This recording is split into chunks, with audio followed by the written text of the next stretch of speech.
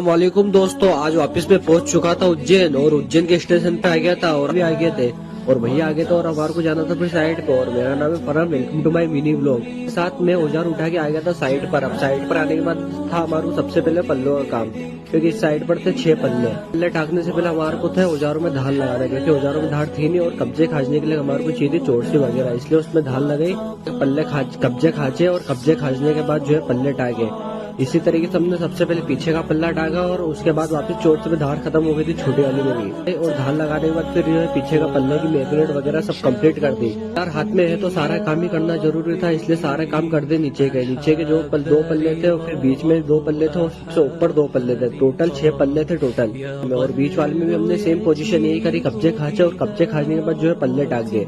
और पल्ले टाकने के बाद फिर हाथों हाथ मैग्नेट भी लगा दी, क्योंकि बारीक काम भी हाथों हाथ निपटा के चलेंगे तो हमारे को आगे चल के फायदा रहेगा। ऊपर के 2 पल्ले भी, उसमें भी हमने सेम पोजीशन यही करी। के बाद जो हमने बड़ा पल्ला टाक दिया, छोटा पल्ला भी टाक दिया, ऊपर के 3 ही मंजिल के सब पल्ले टाक दिए थे।